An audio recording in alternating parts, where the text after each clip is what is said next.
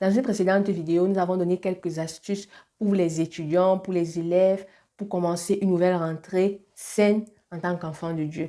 Aujourd'hui, je me permets de donner quelques astuces aux parents pour une rentrée également saine pour leurs enfants. Je ne suis certes pas encore parent, mais je crois que ces astuces peuvent aider les uns et les autres, peuvent même encourager d'autres personnes. La suite à notre générique.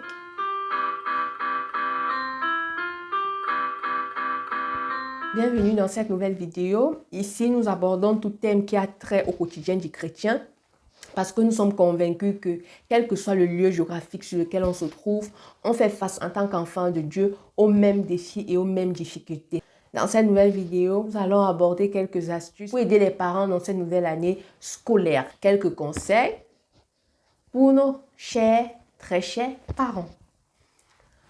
Premièrement, je dirais, en tant que parent, il ne faut pas cesser de prier pour ses enfants. Tu es enfant de Dieu, l'éducation que tu donnes à tes enfants, à un certain âge, à l'âge de la puberté, l'enfant n'écoute pas forcément ses parents. Pourquoi? Parce qu'il s'est dit, je suis déjà assez grand. Il s'est dit grand, bien qu'il ne soit pas grand. Et il aime faire ce que ses camarades font. Et l'éducation que tu lui as donnée, tu ne sais pas qui il va rencontrer, qui va influencer négativement cette éducation. D'où l'importance de toujours prier pour ses enfants. Prie et confie toujours tes enfants à Dieu. Demande toujours au Seigneur de les préserver des mauvaises compagnies parce que la mauvaise compagnie a un impact très puissant sur l'éducation de l'enfant. Ça, c'est la vérité. Donc, il faut prier pour l'enfant, pour son entourage. Il faut connaître même les amis de tes enfants. Apprends à connaître les amis de tes enfants. Apprends à connaître avec qui ils marchent. C'est aussi très important. Essaye de nouer une relation amicale avec les enfants. Il ne faudrait pas que ce soit toujours, les faire à l'école. Tu as fait tes devoirs, tu as mangé. Non, il faut essayer d'avoir une certaine relation amicale avec les enfants. Lorsque les enfants rentrent de l'école, savoir demander comment s'est passée la journée, essayer de sonder les enfants, comment est-ce que ça s'est passé, avec qui tu as joué, avec qu'est-ce que vous avez fait à l'école, il y a quelque chose qui peut-être t'a blessé, qui t'a énervé, parce que l'enfant essaie de te dérouler sa journée. Lorsque l'enfant a déjà un certain âge, l'âge peut-être pubère, essaye de causer de manière intime avec l'enfant. Il faudrait que l'enfant se sente en sécurité chez toi. Que lorsque l'enfant a un problème, qu'il sente la sécurité de venir te raconter cela. Et savoir aborder les thèmes aussi embarrassants pour ceux qui sont déjà à un certain âge, l'âge pubère, savoir aborder ces thèmes-là. En bas âge, il faudrait savoir également aborder certains thèmes.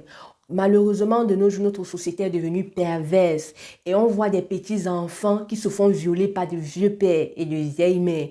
D'où la nécessité d'enseigner même ces enfants-là en bas âge, de pouvoir leur dire: personne n'a le droit de toucher ta poitrine, personne n'a le droit de toucher tes fesses. Si quelqu'un le fait, tu viens dire à maman.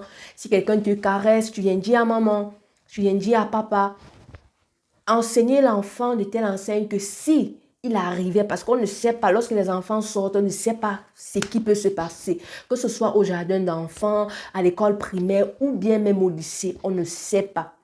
Donc, quand l'enfant est encore en bas âge, pouvoir lui dire, lorsque quelqu'un fait X ou Y chose, qu'il vienne dire à maman. Si quelqu'un dit d'enlever ton pantalon, il veut voir ta nudité, tu viens dire à maman. Et créer cette relation, nouer ce lien-là, de telle enseigne que s'il arrivait qu'un problème se pose, qu'on aide cet enfant. On ne le dira pas assez, mais la société est devenue trop perverse. La personne que je t'entends le moins, c'est la personne là qui peut intoxiquer, déranger ton enfant. Même si c'est quelqu'un qui vit avec toi, ça peut être un ami, un cousin, je ne sais pas quoi. Et on ne sait pas. Il faudrait que l'enfant soit capable de venir dire: maman, telle chose s'est passée, et que tu sois aussi capable de protéger cet enfant-là. Il ne faut pas laisser l'enfant à lui seul. Il faudrait que l'enfant, en traversant peut-être une situation difficile, que l'enfant te sente présent, que l'enfant te sente présente. Il est aussi important donc avoir une certaine intimité, un certain lien avec ses enfants, de telle enseigne que si un problème se posait, que l'enfant soit capable de venir te raconter. L'enfant a déjà 13, 14, 15 ans, parce que les enfants d'aujourd'hui sont totalement émancipés. À savoir, est-ce que les gars, est-ce qu'on te drague déjà? Aborder cela avec les enfants. Parce qu'on voit souvent les enfants se dire, mais ils sont encore innocents, ils ne connaissent encore rien. Ah, c'est toi qui crois qu'ils ne connaissent encore rien. Mais si on doit bien regarder, ils connaissent même plus que toi, la grande personne. Donc, savoir aborder cela avec les enfants, savoir leur dire, savoir leur conseiller. Écoutez beaucoup les enfants, surtout ceux qui sont déjà en âge de puberté. Il faut les écouter parce que c'est en les écoutant que tu sauras leur donner le meilleur et le bon conseil. C'est en les écoutant que tu sauras être plus ami avec eux et mieux les guider et mieux les diriger. En tant que parent, moi je crois que c'est important de le faire et soyez les meilleurs amis de vos enfants. Priez pour cela. Il n'y a rien que je ne puisse pas le faire. Si aujourd'hui vous avez une mauvaise base avec vos enfants, il n'est pas tard, vous pouvez revenir. Le Seigneur peut restaurer votre relation.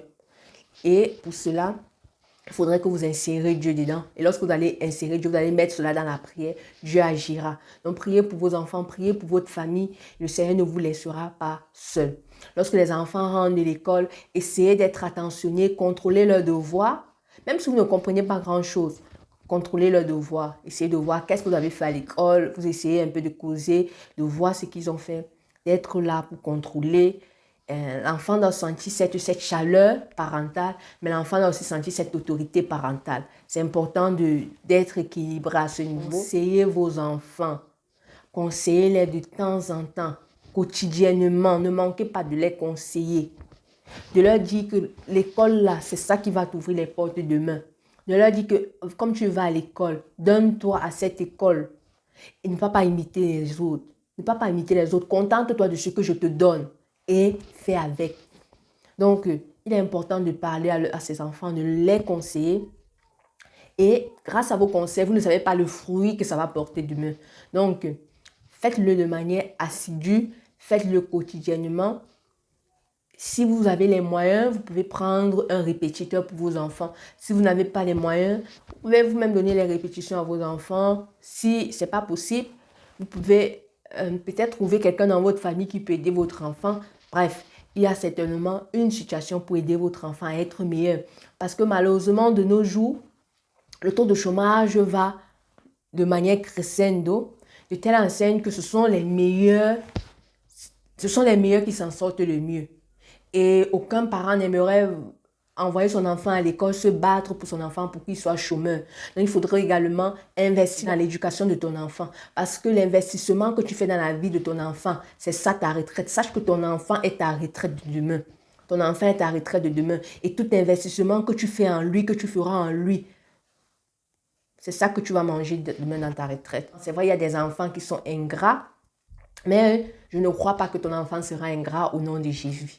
Donc, investissez dans la vie, investissez dans la vie de vos enfants pour que demain, vous puissiez avoir de meilleurs fruits.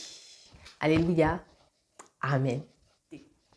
J'espère que vous avez été bénis par cette vidéo. Si c'est le cas, vous pouvez aimer, vous pouvez partager. Vous pouvez également vous abonner si vous ne vous êtes pas encore abonné. Shalom à tous et à la prochaine.